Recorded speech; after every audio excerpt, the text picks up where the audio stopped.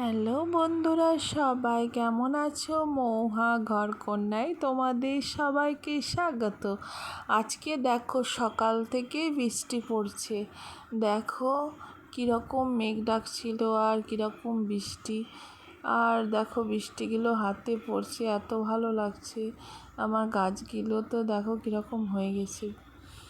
আর তোমরা সবাই কেমন আছো, কী করছো এখন? আর এখন তোমরা বৃষ্টিতে সব বাড়িতে বসে বসে কী করছো? আজ আমি কী কী রান্না করব তাই তোমাদের সঙ্গে শেয়ার করলাম। দেখো আজ কী করব। সব সবজিগুলো কেটে রেখেছি। চিংড়ি মাছ এনেছে। রান্নাঘর থেকে দেখো ওইদিকেও বৃষ্টি পড়ছে, জানলাটায় দেখছি। আজকে চিংড়ি মাছটা খুব সুন্দর পেয়েছে, খুব ভালো মাছটা ছিল, টাটকা সুন্দর। আর এই ভাত ফুটে গেছে। এবার আমি দেখো সবজিগুলো কিভাবে রান্না করব। এই জানলাটা খুলে দেখলাম কীরকম লাগছে ওয়েদারটা। আর আমি বৃষ্টি খুব ভালোবাসি, ভিজতে তারপরে করতে, তাই মনে হচ্ছে কি একবার ভিজি। কিন্তু এই সকালবেলায় এখনও রান্না হয়নি, আর আমি ভিজে গেলে ঠান্ডা লেগে যাবে।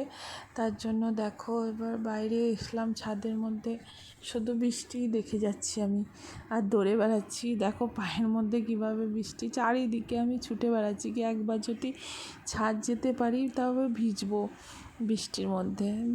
কি করব, ভিজতে তো পারবো না। তাই দেখো রান্না শুরু করলাম।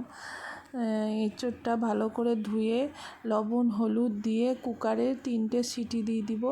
সে নিয়ে তারপরে পেঁয়াজ ভেজে মশলা ভেজে সুন্দর করে কষা কষা করে রান্না করব। সিদ্ধ হয়ে যাবে, লবণ হলুদ দিয়ে জল দিয়ে একটু সিদ্ধ করতে দিলাম কুকারে। বেশি না, 3টে সিটি দিলেই হবে। আর তুমি এদিকে মশলাটা ভাজবো, মানে এটা ডাঁটা আর আলু দিয়ে পোস্ত করব। ওটা ভালো করে নেড়ে দিতে হয়, 5 ফোড়ন দিয়ে তেল দিয়ে ভালো করে নেড়ে। আর আজকে কী সবজি করলাম জানো? 3টে সবজি করেছি। আর ছিল মাংস, ছিল চিংড়ি মাছে আর আমে ছিল। চিংড়ি মাছটা দেখো অল্প করে চিংড়ি মাছ আর আমে রান্না করলাম।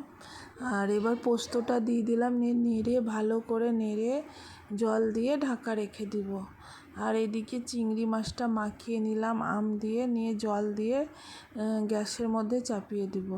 আর এইদিকে এবার এই তেলটা গরম করতে দিলাম, সেই এঁচোড়টা দিব, 5 ফোড়ন তেজপাতা সব কিছু দিয়ে ভালো করে পেঁয়াজটাকে মশলাটাকে কষে রান্না করতে হবে। এদিকে একবার করে ডাঁটাটা রান্না করছি। দেখো পোস্তটা, আলুগুলো সিদ্ধ হয়েছে, ডাঁটাটা সিদ্ধ হয়ে গেছে, এবার হয়ে গেছে। জলটা একটু বসে যাক, তখন নামিয়ে নেব। কাঁঠালটা দেখো, এঁচোড়টা সিদ্ধ হয়ে গেছে। মশলাটা দেখো কিভাবে কষে কষে রান্না করলাম। মশলাটা লাল হয়ে যাবে, যখন তেল বেরিয়ে যাবে তখন এবার ভালো করে সিদ্ধ হয়ে গেছে। এবার ওই মশলাটা লালভাবে হয়েছে, ওতে ফেলে দিলাম, নিয়ে ভালো করে নেড়ে।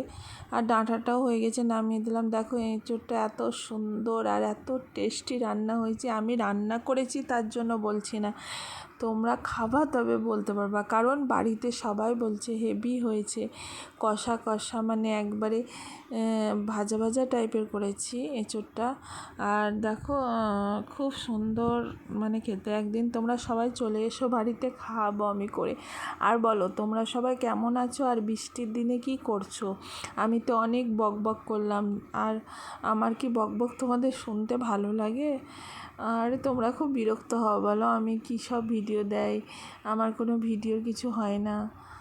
তোমাদের সব কত সুন্দর ভিডিও হয়। প্লিজ আমাকে সবাই মিলে একটু সাপোর্ট করো। আর কিভাবে ভিডিও করব তোমরাও জানাও, আর আমার ভালো হয় নাকি সেটাও জানাও। আর বলো কি, দেখো ডাঁটার পোস্তটা কালারটা দেখো কি সুন্দর হয়েছে। আর এই দেখো চিংড়ি মাছ আর আম, আমার এখনই জল চলে আসছে মুখে। Bye bye. দেখো তোমরা সবাই আমি কি করলাম, আর কি রান্না করলাম, কি খেলাম আজকে, তাই তোমাদের সঙ্গে শেয়ার করলাম এই বৃষ্টির দিনে। দেখো তোমরা সবাই বন্ধুরা।